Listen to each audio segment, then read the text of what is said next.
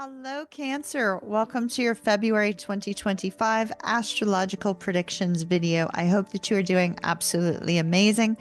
Cancer, just to note, I have uploaded the tarot video for you for February 2025. So if you have not seen it, do be sure to check the channel.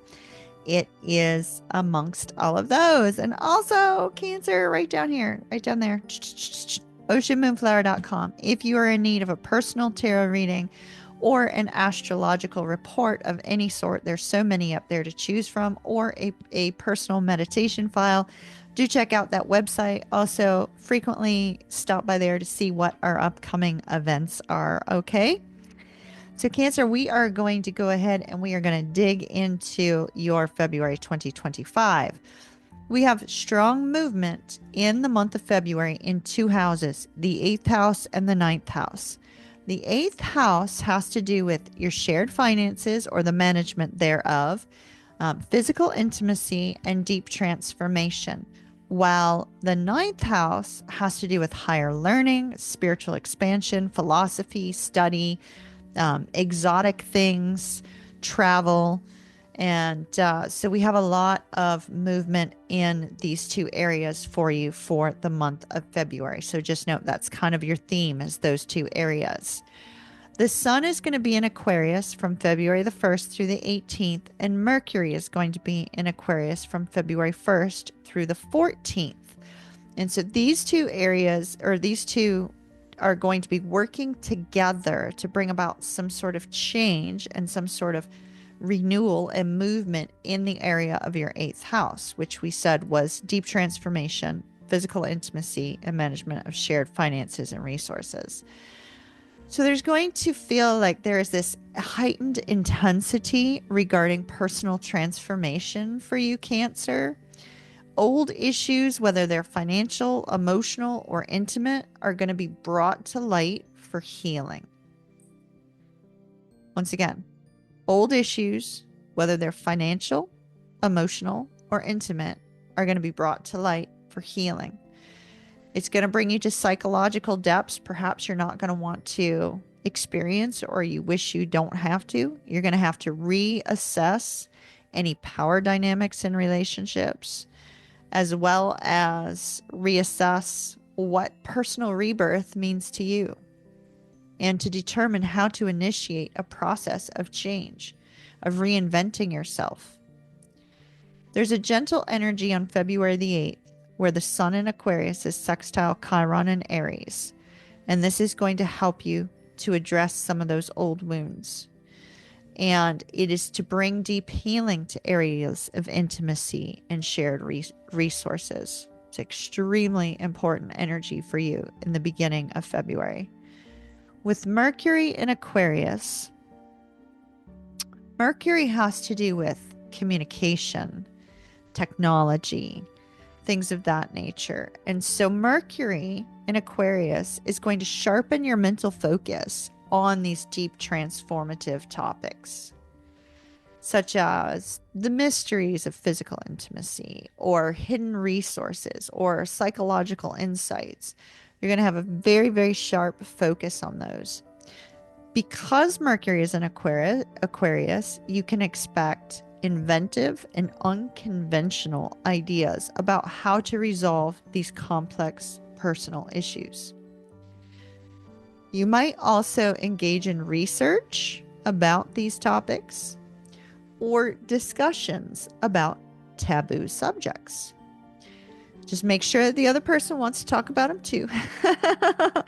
Before you start talking in those areas. Then let me scroll down to some of our outer planets, because we have another planet that is in Aquarius, as well as other planets in the 9th house, which we'll get to in a minute. Pluto is going to be in Aquarius throughout the entire month in this 8th house. Pluto is whom we often see associated with shadow work, with the things that are going on deep within us, like the deep hidden recesses of our mind that we don't discuss with other people. It's the fears, the subconscious worries, the overthinking, the inner psychological dynamic that's going on in our mind and in our hearts. And so Pluto, being in Aquarius, is going to drive this profound transformation, personal transformation of yours in the area of intimate relationships, shared resources, and those psychological dynamics. Pluto, throughout the month of February, will help you to gradually process the shedding of these old patterns and help you to embrace a much deeper, more authentic mode of connection. This transit is super powerful. It's super necessary for you to go through in February. And it's going to bring a powerful evolution, Cancer, in how you handle matters of trust, power, and emotional vulnerability. Well, the sun gets the energy gets a little bit less complicated once you hit the 14th of February as Mercury moves into Pisces, and then even more less complicated as the sun moves into Pisces on the 18th. So the sun is going to move into Pisces in your 9th house. So all of that transformative work that you were doing at the beginning of the month, you now might start researching how to move beyond it, how to make yourself a new person, how to reinvent yourself. Start doing some research, because the 9th house favors higher learning, spiritual expansion, and growth in general. It will shift your focus to travel, study, and exploring spiritual and philosophical ideas. So your approach will shift ever so slightly. It'll feel a little bit less heavy and a little bit more of an expansive outlook, right? Like a great outlook on the future. You will have a more reflective and compassionate outlook as life emerges towards the end of the month. You may feel inspired to pursue some sort of educational opportunity or even deepen a spiritual practice. So this is really fantastic energy for you. The transformative work, like I said, that you did in the 8th house provides a rich inner foundation to support this renewed outlook, this renewed worldview, you know? With Mercury in Pisces on Valentine's Day, this is when communication becomes softer, more intuitive, more empathetic. It becomes infused with compassion. So even though your thinking is going towards higher learning, philosophy, and travel, it can be more imaginative and dreamlike, because that Pisces energy is very dreamy, very daydreamy, right? Very creative. So it's a great time for creative writing, exploring any kind of spiritual subjects that you might find an interest in, or planning travel that's going to feed your soul. That's what's highlighted with Mercury and Pisces. Mercury is going to be conjunct Saturn on the 25th, which is going to encourage a structured approach to your long-term beliefs and aspirations. You want your visions to have a realistic foundation, and Mercury conjunct Saturn is going to force you to look at things realistically. 2 days later, on the 27th, Mercury sparks some sudden innovative insights to help you to change your approach to learning and travel. So that's also quite positive. But we have more movement in this 9th house throughout the month of February. We have Saturn in Pisces, Neptune in Pisces, lunar node in Pisces. So let's talk about that. And then we'll get back to some of the outer planets and some of the big planets like Venus. We'll talk about Venus in a minute. So Saturn in Pisces in your 9th house is going to bring that disciplined approach and structure that we talked about. Because Pisces sometimes needs structure. Pisces kind of go with the flow, free thinking, right? You know, free spirited. But Saturn says, "Whoa, Pisces, let's get into alignment here. Let's get structured." So for you, Cancer, Saturn in Pisces you're going to feel this strong call to solidify your philosophical view and commit to a long-term course of study that aligns with your spiritual ideas.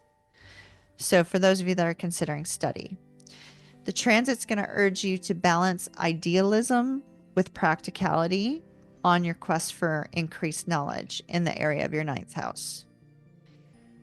Neptune deepens the spiritual side of things and the intuitive energy. So with Neptune and Pisces, there's going to be enhanced sensitivity on how you approach higher learning, how you approach travel, how you approach your personal beliefs.